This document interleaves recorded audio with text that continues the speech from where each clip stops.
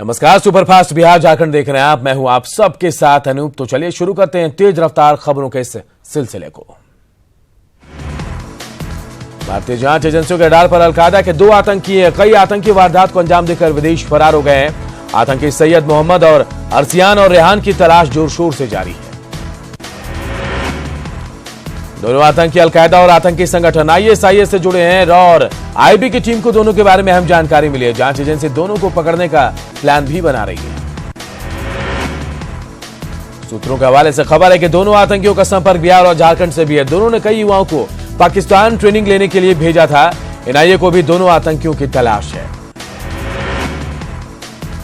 गोपालगंज में जमीनी विवाद में 2 लोगों की गोली मारकर हत्या कर दी गई। हत्या के बाद गांव में तनाव है। गोली मारने वाले आरोपी के घर में लोगों ने आग लगा दी। घटना कुचायकोट की मटीहथा गांव की है। बेगूसराय में लूटपाट के इरादे से अपराधियों ने एक व्यवसायी की गोली मार दी है। व्यवसायी अपना दुकान बंद करके अपने घर जा रहा था, तभी अपराधियों ने उसका पीछा किया और उसे गोली मार दी। बेगूसराय में भी अपराधियों का तांडव देखा गया। बीती रात 6 घंटे के दौरान अपराधियों ने लूट की कई घटनाओं को अंजाम दिया। अपराधियों ने ट्रक चालक को लूटने की कोशिश की और जब उसका विरोध उसने किया, उसे भी गोली मार दी गई। खूंटी में युवती का शव मिलने से सनसनी फैल गई। दुष्कर्म के बाद हत्या की आशंका जताई जा रही है। शव की शिनाख्त अभी तक नहीं हो पाई है। पुलिस शव को कब्जे में लेकर जांच कर रही है। धनबाद में जेल में बंद झरिया विधायक संजीव सिंह को रांची रिंपास भेजा गया। धनबाद के डॉक्टरों ने विशेष चिकित्सीय जांच की सलाह दी है। संजीव सिंह मेमोरी लॉस की बीमारी से ग्रसित है। संजीव पूर्व डिप्टी मेयर नीरज सिंह हत्याकांड का आरोपी है।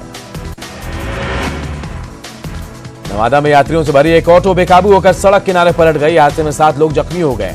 घटना रोह थाना क्षेत्र के घोराही के पास की हुई। गुमला के कामदारा थाना क्षेत्र के रामपुर गांव में हाथियों के झुंड ने एक महिला और उसकी बेटी को मौत के घाट उतार दिया। वहीं घटना के बाद पूरे इलाके में दहशत का माहौल है। सहरसा में डॉक्टर को कान पकड़कर उठक बैठक कराने के मामले में पूर्व बीडीओ गौतम कृष्ण को सदर थाना पुलिस ने गिरफ्तार कर लिया है। पूर्व बीडीओ को गिरफ्तार करने गई सदर थाना पुलिस के साथ उनके समर्थकों ने धक्का मुक्की भी की। मुंगेर में पति की प्रताड़ना से तंग आकर विवाहिता ने आत्महत्या कर ली। घटना वासुदेवी ओपी थाना क्षेत्र के श्यामपुर गांव की है। महिला ने पंखे से लटक कर अपनी जान दे दी। मधुबनी में अड़रिया संग्राम ओपी थाना के नवानी गांव में चोरों ने एक घर से करीब 9 लाख की संपत्ति चोरी कर ली। पीड़ित परिजनों की माने तो दरवाजे की कुंडी काटकर चोरों ने लाखों की संपत्ति उड़ा ली। मधुबनी की राजनगर थाना पुलिस ने 647 बोतल देशी विदेशी शराब जब्त किया है। पुलिस ने 2 अलग अलग जगहों पर छापेमारी कर शराब की इस खेप को जब्त किया है। मुंगेर में बीती रात सड़क हादसे में पति पत्नी गंभीर रूप से घायल हो गए। उन्हें इलाज के लिए भागलपुर रेफर किया गया। घटना बरियापुर खड़गपुर मुख्य मार्ग पर परसंडो गांव के पास की है। मधुबनी के लौकाहा में भूतही बलान नदी के किनारे एक महिला का शव मिला है। बताया जा रहा है कि महिला नदी किनारे घास काटने गई थी, लेकिन घर नहीं लौटी। बाद में कुछ महिलाओं ने अरहर की खेत में महिला का शव देखा। पटना सिटी में अपराधियों ने जमकर फायरिंग की है। गोलीबारी में 3 लोग घायल हो गए हैं। उन्हें इलाज के लिए अस्पताल में भर्ती कराया गया है। मौके पर पहुंची पुलिस मामले की छानबीन कर रही है। बताया जा रहा है कि अविश कुमार गोलंबर के पास विजय यादव, अजय कुमार और सचिन कुमार गैरेज में बैठकर अलाव ताप रहे थे, तभी 5 से 6 की संख्या में हथियारबंद अपराधियों ने ताबड़तोड़ फायरिंग कर उन्हें घायल कर दिया। मुजफ्फरपुर में नशे की हालत में होमगार्ड जवान ने जमकर हंगामा किया। जब होमगार्ड के डिविजनल कमांडेंट ने नशेड़ी जवान की फटकार लगाई तो वो उनसे भी भिड़ गया।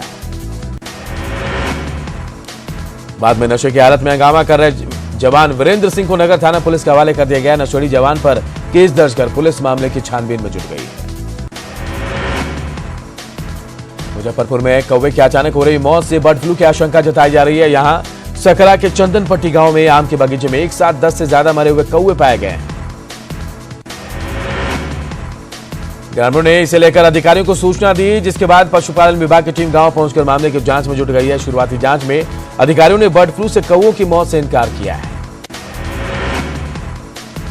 अरवल की कलेर पुलिस ने गुप्त सूचना के आधार पर छापेमारी कर मुर्गी के चूजे लदे गाड़ी से 83 कार्टन विदेशी शराब जब्त की है। पुलिस ने ड्राइवर और खलासी को भी गिरफ्तार कर लिया है। पूछताछ में पता चला कि शराब की खेप लखनऊ से दरभंगा ले जाई जा रही थी। आपको बता दें कि कलेर पुलिस ने 12 दिनों के भीतर शराब की तीसरी बड़ी खेप को जब्त किया है। गया की परैया थाना पुलिस ने आपराधिक वारदात की योजना बनाते 5 अपराधियों को गिरफ्तार किया। पकड़े गए अपराधियों के पास से 2 देसी कट्टा, कारतूस और 5 मोबाइल फोन जब्त किया गया है। गया से बीते 10 दिनों से लापता युवती का सिर कटा शव मिलने से इलाके में सनसनी फैल गई। युवती की रेप के बाद हत्या की आशंका जताई जा रही है। वहीं पुलिस जल्दी आरोपियों की गिरफ्तारी का दावा कर रही है। पटना एसएसपी गरिमा मलिक ने पदभार संभालते इस सिस्टम को दुरुस्त करने की कोशिश की। इसे लेकर जिले भर के थाना अध्यक्ष, डीएसपी और एसपी के साथ उन्होंने बैठक की। इस दौरान एसएसपी ने सभी को पुलिसिंग का पाठ भी सिखाया। पलामू से कांग्रेस नेता अजय दुबे की इलाज के दौरान रिम्स में मौत हो गई। वहीं अजय दुबे का शव मेदिनीनगर पहुंचा तो कांग्रेसी कार्यकर्ताओं ने रेडमा चौक जाम कर विरोध जताया। खूंटी में नशे की खेती पर पुलिस का डंडा चलाया। कर्रा थाना क्षेत्र के पहाड़पुर में जंगली इलाके में करीब 7 एकड़ में लगी अफीम की अवैध खेती को पुलिस ने नष्ट कर दिया है। गिरिडीह की पचंबा पुलिस ने लोहपीटी गांव में शराब की 2 अवैध भट्टियों को ध्वस्त किया। इस दौरान भारी मात्रा में शराब और करीब 4 क्विंटल जावा महुआ को नष्ट किया गया। चतरा में नक्सलियों ने जमकर उत्पात मचाया। नक्सलियों ने सड़क निर्माण में लगी कंपनी के ट्रक, जेसीबी, बाइक समेत कई गाड़ियों को आग के हवाले कर दिया। नेता प्रतिपक्ष तेजस्वी यादव के सरकारी बंगला खाली कराने के मामले में हाईकोर्ट आज अपना फैसला सुनाएगी। चीफ जस्टिस एपी शाही की खंडपीठ ने 3 जनवरी को सभी पक्षों की बहस सुनने के बाद फैसला सुरक्षित रख लिया था। 5 देश रत्न मार्ग पर तेजस्वी को उप मुख्यमंत्री बनने के बाद राज्य सरकार की ओर से बंगला आवंटित किया गया था।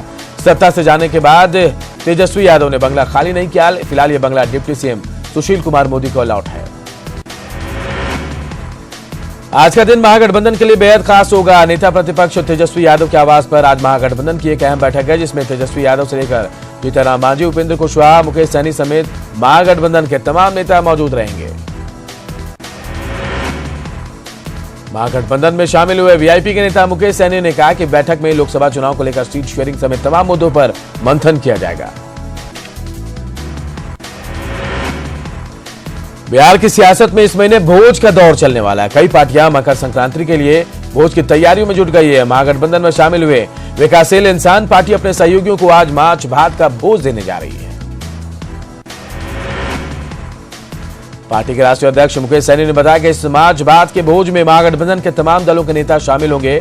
साथ ही उनका दावा है कि माछ भात के भोज के जरिए लोकसभा की 40 सीटें महागठबंधन को जिताएंगे। आरएलएसपी नेता उपेंद्र कुशवाहा ने कहा कि महागठबंधन में सीटों का बंटवारा आसानी से हो जाएगा, क्योंकि यहां एनडीए की तरह हकमारी नहीं हो रही। उन्होंने कहा कि माछ भात भोज में वो शामिल होंगे और इसी दौरान महागठबंधन को जिताने की रणनीति भी बनेगी। महागठबंधन की आज होने वाली बैठक को लेकर बीजेपी ने तंज कसा है। बीजेपी का कहना है कि सीटों का बंटवारा होटवार जेल से हो रहा है। महागठबंधन एक परिवार बचाने में लगा है, जबकि एनडीए देश को बचाने के लिए निकली है। बीजेपी के वार पर कांग्रेस ने पलटवार करते हुए कहा कि माछ भात शुभ संकेत होता है। दोपहर में माछ भात खाकर शाम में चाय की चुस्की पर चर्चा होगी। जदयू प्रवक्ता नीरज कुमार ने तेज प्रताप के बयान पर पलटवार किया है। नीरज ने तेज प्रताप को आड़े हाथों लिया। नीरज ने तेज प्रताप को पढ़ने लिखने की नसीहत दे दी।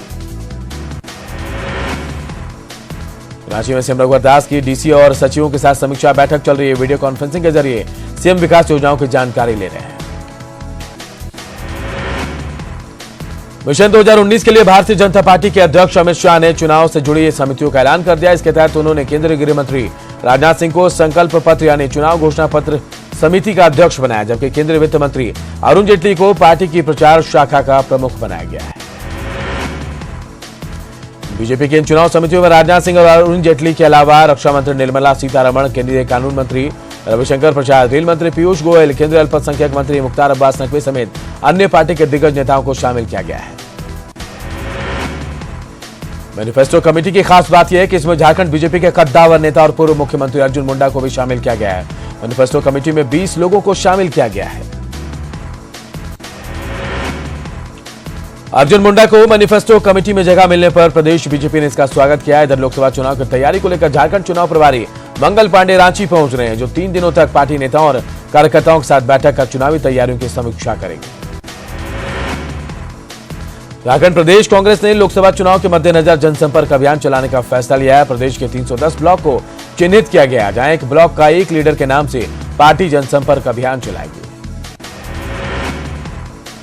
प्रधानमंत्री के पलामू दौरे को बीजेपी के प्रदेश प्रवक्ता राजेश कुमार शुक्ल ने ऐतिहासिक बताया। उन्होंने कहा कि पलामू डैम के बनने से झारखंड ही नहीं बल्कि बिहार के किसानों को भी इसका लाभ मिलेगा। धनबाद के बीजेपी सांसद पीएन सिंह ने बोकारो में प्रेस कॉन्फ्रेंस कर अपनी उपलब्धियों को गिनाया। उन्होंने कहा कि यहां विस्थापितों की समस्या सबसे अधिक है और इस मुद्दे पर दिल्ली में मंत्री से बातचीत हुई और जल्द ही इस पर फैसला लिया जाएगा। गुमला दौरे पर आई बीजेपी विधायक बिमला प्रधान ने राज्य सरकार के कार्यों की सराहना की। उन्होंने कहा कि मुख्यमंत्री रघुवर दास ईमानदारी से हर व्यक्ति तक विकास पहुंचाने को लेकर काम कर रहे हैं। सियासी घमासान के बीच भोपाल में बीजेपी ने सामूहिक वंदे मातरम का गायन किया। वंदे मातरम गायन में पूर्व सीएम शिवराज सिंह चौहान समेत दिग्गज नेता शामिल हुए। भोपाल में आज बीजेपी विधायक दल की बैठक है। बैठक में नेता प्रतिपक्ष के नाम पर मोहर लगेगी। राजनाथ सिंह, विनय सहस्त्रबुद्धे बैठक में शामिल होंगे। यूपी में सपा और बसपा के बीच हुए गठबंधन में कांग्रेस को शामिल नहीं किए जाने के बाद भी कांग्रेस ने उम्मीद नहीं छोड़ी है। प्रदेश कांग्रेस अध्यक्ष राज बब्बर ने कहा कि गठबंधन में कांग्रेस के शामिल न होने से भाजपा को फायदा होगा। दिल्ली के वेलकम थाना इलाके में एक शख्स को कुत्ते को पत्थर मारना भारी पड़ गया। कुत्ते के मालिक ने उस शख्स की गोली मारकर हत्या कर दी।